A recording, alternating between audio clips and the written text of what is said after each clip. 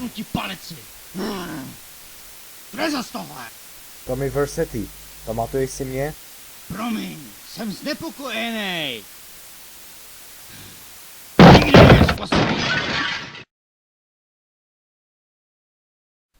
Dobře makáš.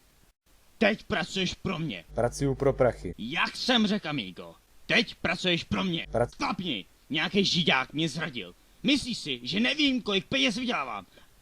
Ale ukrást 3% je pro mě jako ukrást 100%. Takhle se ke mně nikdo nebude chovat. Nikdo!